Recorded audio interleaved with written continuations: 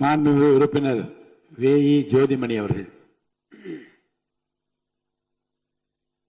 ஆளுநருக்கு உரைக்கு நன்றி தெரிவிக்கும் தீர்மானத்தின் மீது வரலாற்று சிறப்புமிக்க இந்த மாமன்றத்தில் உரையாற்றுவதற்கு வாய்ப்பளித்த மாண்புமிகு பேரவைத் தலைவர் அவர்களுக்கு என் நன்றியை முதற்கண் தெரிவித்துக் கொள்கிறேன். இந்த முதற்கண் உரையிலேயே என் உரை ஒரு வாழ்த்துதலோடு தொடங்குவதற்கு வாய்ப்பளித்த முதல்வர் அவர்களுக்கு என் நெஞ்சார்ந்த வாழ்த்துக்களையும் அவருடைய பிறந்தநாள் வாழ்த்தையும் எனது சார்பாகவும் எனது தந்தை எல்.இ.பி. இளைய பெருமாள் அவர்களின் நல்லாசியுடன் வழங்குவதுடன் எனது தொகுதி மக்கள் சார்பாகவும்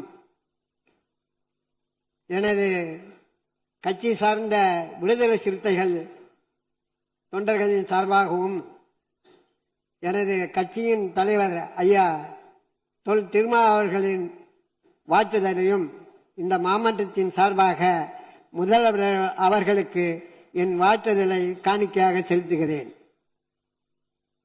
மாண்புமிகு எதிர்கட்சி தலைவர் அவர்களே, மாண்புமிகு அமைச்சர் பெருமக்களே, சட்டமன்ற அனைத்து கட்சி தலைவர்களுக்கும் மற்றும் அனைத்து சட்டமன்ற உறுப்பினர்களுக்கும் எனது வணக்கத்தை தெரிவித்துக் கொள்கிறேன்.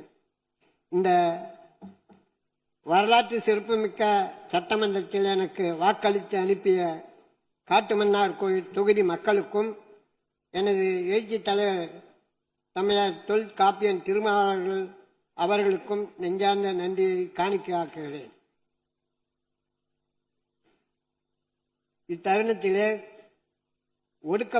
ஒடுக்கப்பட்ட மக்களின் தனிப்பெரும் தலைவராக விளங்கிய எனது தந்தை ஐயா இளைய பெருமாள் அவர்களை பெருமிதத்துடன் நினைவு கூறுகிறேன்.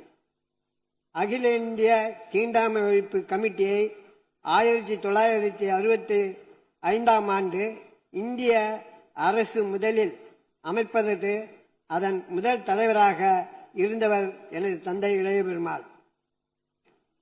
பட்டியலின மற்றும் பழங்குடியின மக்கள் எதிர்கொள்ளும் தீண்டாமை, அவர்களின் பொருளாதாரம் மற்றும் கல்வி மேம்பாடு குறித்து ஆய்வு செய்ய ஐயா இளைய பெருமாள் தலைமையில் குழு அமைத்தது இந்திய அரசு.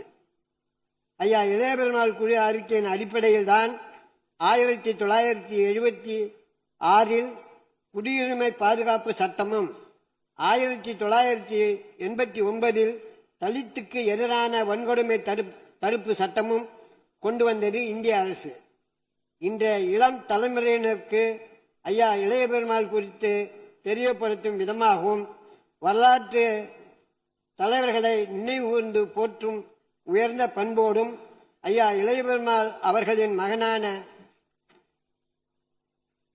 எனக்கு சட்டமன்றத்தில் தேர்தலில் போட்டியிட வாய்ப்பளித்த எனது தலைவர் எழுச்சி தமிழர் தொல்காப்பியன் திருமால அவர்களை வணங்குகிறேன். ஆளுநர் அவர்கள் உரையில் இருமொழி கொள்கை உறுதியுடன் தொடர்ந்து கடைபிடிக்கப்படும் என்ற அறிவிப்பும் சென்னை உயர்நீதிமன்றம் மற்றும் சென்னை உயர்நீதிமன்றம் மதுரை கிளையில் தமிழ் மொழியை வழக்காடு மொழியாக பயன்படுத்தியதற்கு உச்சநீதிமன்ற கிளை சென்னையில் அமைக்கவும் வலியுறுத்தும் என்ற அறிவிப்பு மிகவும் முக்கியமானது. சாமானிய மக்களும் நீதி வேண்டி நீதித்துறையை அணுகும் நிலைக்கு இந்த கோரிக்கை வழங்குவதற்கு நன்றி. தேசிய கல்விக் கொள்கை 2020 தமிழ்நாடு அரசு கடுமையாக எதிர்க்கும் என்ற அறிவிப்பும் வரவேற்கத்தக்கது. குறிப்பாக தமிழ்நாட்டிற்கு கிடைக்க வேண்டிய நிதியை விடுப்பதற்கு முன்மொழியாக கல்விக் கொள்கையை முன்வைத்து ஒன்றிய அரசு கொண்டிருந்த ஏற்றுக்கொள்ள முடியாது அரசு கொண்டு வந்திருப்பதை ஏற்றுக்கொள்ள முடியாது அல்ல என்ற அறிவிப்பும் மிக முக்கியமானது. ஆதி திராவிட மற்றும் பழங்குடி இன மக்களின் சமூக நீதியினை நிலைநாட்டும் அரசாக இந்த அரசு திகழும் என்று அறிவித்திருப்பதும் விடுதலை சிறுத்தைகள் கட்சியின் நீண்டகால கோரிக்கையான ஒன்றிய அரசின் ஜாதிவாரி கணக்கெடுப்பு முடிந்த பின்பு தமிழ்நாடு அரசு சமூக நீதி கணக்காய்வு நடத்தும் என்ற அறிவிப்பையும் விடுதலை சிறுத்தை கட்சிகள் வரவேற்கிறது. இத்துடன் என்னுடைய தொகுதியை சார்ந்த செயல்படுத்த வேண்டிய 5 கோரிக்கைகளை அவை முன் தெரிவித்துக் கொள்கிறேன். 1. காட்டுமன்னார் கோயில் செயல்பட்டு வரும் அரசு மருத்துவமனை போதிய இடவசதி இல்லாமல் சிறிய கட்டடத்தில் செயல்பட்டு வருகிறது. எனவே இந்த மருத்துவமனைக்கு போதிய இடவசதியுடன் புதிதாக இடம் தேர்வு செய்து மருத்துவமனை தரம் உயர்த்தி தருமாறு வேண்டுமாய் முதல்வர் அவர்களை கேட்டுக்கொள்கிறேன். காட்டுமன்னார் கோயில் இயங்கி வரும் பெண்கள் மேல்நிலைப் பள்ளி ஆரம்ப காலம் முதல் இன்று வரை அந்த பள்ளிக்கு இடமளித்து அந்த பள்ளியை உருவாக்கியவர் தலைவர் இளைய பெருமாள் அவர்கள். விளையாட்டு மைதானம் இல்லாமல் நடைபெற்று வருகிறது. இந்த பள்ளிக்கு உடனடியாக விளையாட்டு மைதானம் அமைத்து தர வேண்டுகிறேன். அதோடு உலக அளவில் விளையாட்டுத் துறையில் பல்வேறு சாதனைகளை புரிந்து வரும் நம் மாநிலத்தில் அதுவும் அரசு பெண்கள் மேல்நிலைப் பள்ளியில் விளையாட்டு மைதானம் இல்லாதது மிகுந்த வருத்தத்தை அளிக்கிறது. இதுபோன்ற விளையாட்டு மைதானம் இல்லாமல் செயல்பட்டு வரும் பள்ளிகளை கண்டறிந்து உடனடியாக விளையாட்டு மைதானம் அமைக்க தர முதலமைச்சர் அவர்களை கேட்டுக்கொள்கிறேன். எனது தொகுதிக்குட்பட்ட ஆயங்குடி மோவூர் சாலை மிகவும் குறுகிய சாலையாக உள்ளது. அரசு மேல்நிலைப் பள்ளியில் 500க்கும் மேற்பட்ட மாணவர்கள் பயின்று வருகின்றனர். மாணவர்களுக்கு பொதுமக்கள் இந்த மேற்பட்ட மாணவர் வருகையால் வருகின்ற வண்டி சாலை பயன்படுத்தி வருகின்றனர். சாலையில் பயன்படுத்தி வருகின்ற சாலை மிகவும் குறுகலாக உள்ளது. இந்த குறுகலான பாதையை அகலமாக்குவதற்கு உடனடியாக செய்து தர கேட்டுக்கொள்கிறேன்.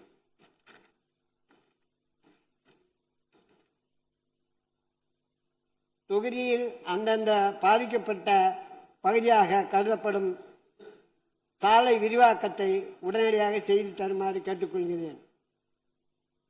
எனது தொகுதியில் கடந்த 2 ஆண்டுகளுக்கு முன்பு கட்டப்பட்ட மின் எரிவாயு தகன மையம் செயல்படாமல் இருக்கிறது. மக்களின் வரிப்பணத்தில் செலவிடப்பட்டு கட்டப்பட்ட மின் எரிவாயு தகன மையத்தை செயல்பாட்டிற்கு கொண்டு வர மேன்மையாய் முதல்வர் அமைச்சர் அவர்களையும் மாமன்றத்தில் கூறி இந்த வாய்ப்பளித்த நன்றியை கூறி விடைபெறுகிறேன். நன்றி, வணக்கம்.